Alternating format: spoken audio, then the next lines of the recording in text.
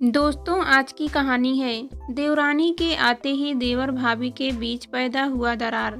कहानी पसंद आए तो वीडियो को लाइक एवं सब्सक्राइब जरूर करना।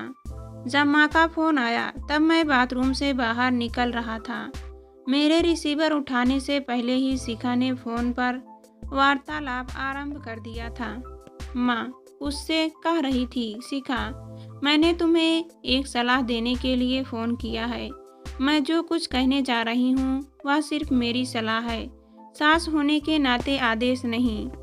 उम्मीद है तुम उस पर विचार करोगी और हो सका तो मानोगी भी। बोलिए माँ जी। बेटी, तुम्हारे देवर पंकज की शादी है। वह कोई गैर नहीं, तुम्हारे पति का सगा भाई है। तुम दोनों के व्यापार अलग हैं, घर अलग है, कुछ भी तो साझा नहीं है। फिर भी तुम लोगों के बीच मधुर संबंध नहीं है, बल्कि यह कहना अधिक सही होगा कि संबंध टूट चुके हैं। मैं तो समझती हूँ कि अलग अलग रहकर संबंधों को निभाना ज़्यादा आसान हो जाता है। वैसे उसकी गलती क्या है? बस यही कि उसने तुम दोनों को इस नए शहर में बुलाया, अपने साथ रखा और नए सिरे से व्यापार करने को प्रोत्साहित किया। हो सकता है उसके साथ रहने में तुम्हें कुछ परेशानी हुई हो, एक दूसरे से कुछ शिकायतें भी हो, किंतु इन बातों से क्या रिश्ते समाप्त हो जाते हैं? उसकी सगाई में तो तुम नहीं आई थी, किंतु शादी में जरूर आना। बहू का फर्ज परिवार को जोड़ना होना चाहिए। तो क्या मैंने रिश्ते को तोड़ा है? पंकज ही सब जगह हमारी बुराई करते फिरते हैं, लोगों से यहाँ तक कहा है मेरा बस चले तो भाभी को गोली मार दूं। उसने आते ही हम दोनों भाइयों के बीच दरार डाल दी। माँ जी, दरार डालने वाली मैं कौन होती हूँ? असल में पंकज के भाई ही उनसे खुश नहीं हैं। मुझे तो अपने पति की पसंद के हिसाब से चलना पड़ेगा। वो कहेंगे तो आ जाऊंगी। देखो, मैं यह तो नहीं कहती कि तुमने रिश्ते को तोड़ा है, लेकिन जोड़ने का प्रयास भी नहीं किया। रही बात लोगों के कहने की, तो कुछ लोगों का काम ही यही होता है। वो इधर उधर की झूठी बातें करके परिवार में संबंधों को फूट डालते रहते हैं और झगड़ा कराकर मजा लूटते हैं। तुम्हारी गलती बस इतनी है कि तुमने दूसरों की बातों पर विश्वास कर लिया। देखो शिखा, मैंने आज तक कभी तुम्हारे सामने चर्चा नहीं की है, किंतु आज कह रही हूँ। तुम्हारी शादी के बाद कई लोगों ने हमसे कहा, आप कैसी लड़की को बहू बनाकर ले आए।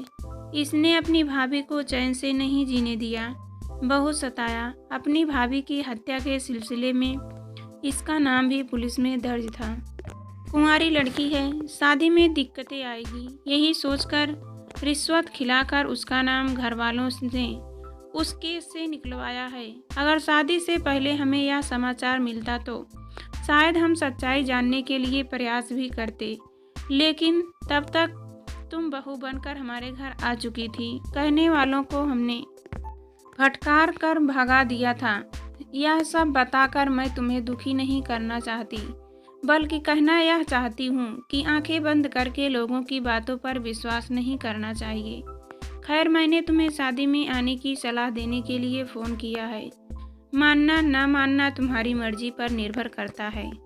इतना कहकर माँ ने फ़ोन काट दिया था। माँ ने कई बार मुझे भी समझाने की कोशिश की थी, किंतु मैंने उनकी पूरी बात कभी नहीं सुनी, बल्कि उन पर यही दोषारोपण करता रहा कि वह मुझसे ज़्यादा पंकज को प्यार करती है, इसलिए उन्हें मेरा ही दोष नज़र आता है, पंकज का नहीं।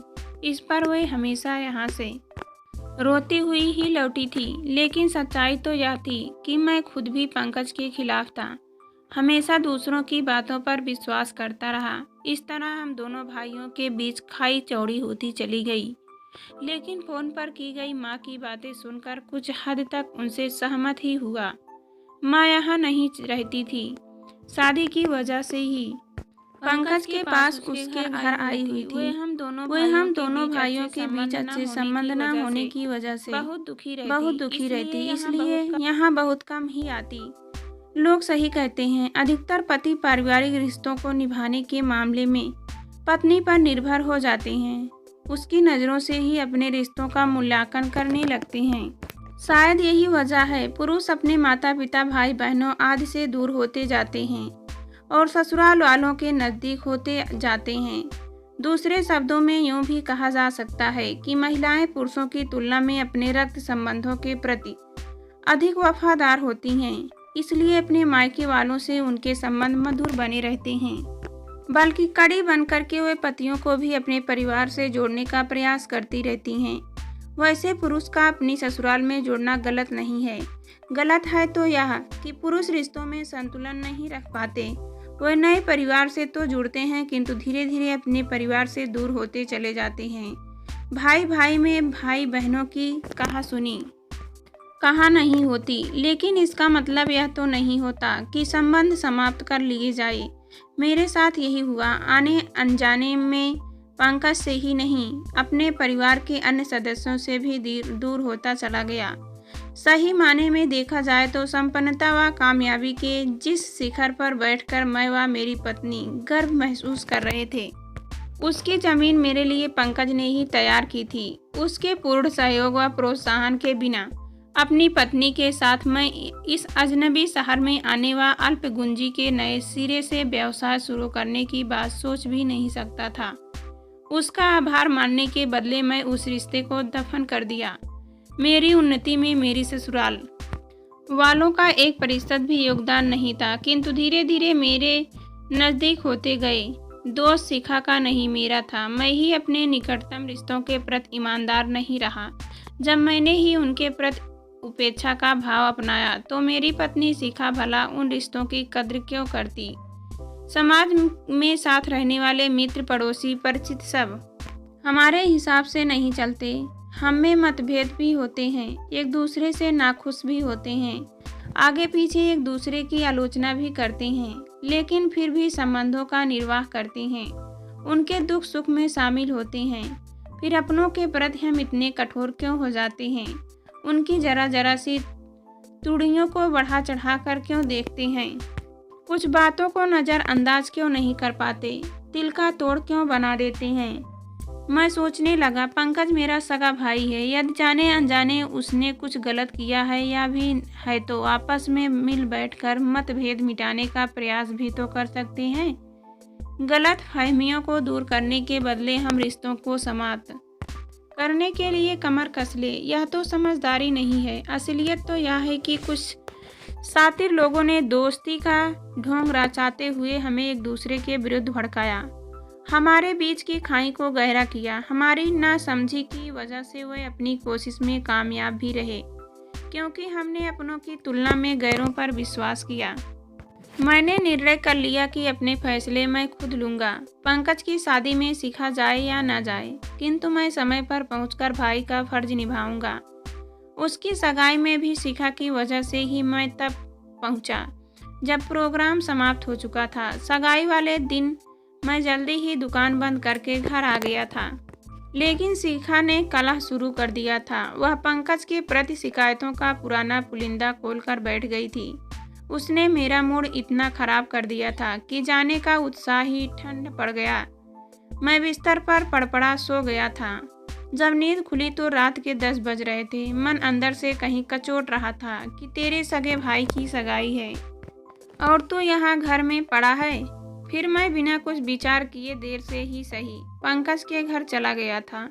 मानव का स्वभाव है कि अपनी गलती न मानकर दोष दूसरे के सिर पर मढ़ देता है, जैसे कि वह दोष मैंने शिखा के सिर पर मढ़ दिया। ठीक है, शिखा ने मुझे रोकने का प्रयास अवश्य किया था, किंतु मेरे पैरों में बेड़ी तो नहीं डाली थी। दोषी मैं ही था। वह तो दूसरे घर से आई थी। नए रिश्ते के एकदम से लगाव नहीं होता। मुझे ही कड़ी बनकर उसको अपने परिवार से जोड़ना चाहिए था, जैसे उसने मुझे अपने परिवार से जोड़ लिया था। शिखा की सिसकियों की आवाज़ से मेरा ध्यान भंग हुआ और बाहर जाने वाले कमरे में थी। उसे मालूम नहीं था कि मैं नहाकर बाहर आ चुका हूँ और फ़ोन की पैरलेट लाइन पर मावा उसकी पूरी बातें सुन चुका हूँ। मैं सजता से बाहर गया और उससे पूछा, शिखा रो क्यों रही हो? मुझे रुलाने का ठेंगा तो तुम्हारे घर वालों ने ले रखा है। अभी आपकी माँ का फ़ोन आया था, आपको तो पता है ना, मेरी भाभी ने आत्महत्या की थी। आपकी माँ ने आरोप लगाया है कि भाभी की हत्या की साजिश में भी शामिल थी। कहकर वह जोर से रोने लगी। बस यही आरोप लगाने के लिए उन्होंने फ़ोन किया था। उनके हिसाब से मैंने रिश्तों को तोड़ा है, फिर भी वे चाहती कि मैं पंकज की शादी में जाऊं। मैं इस शादी में हरगिज़ नहीं जाऊंगी। यह मेरा अंतिम फैसला है। तुम्हें भी वहां नहीं जाना चाहिए।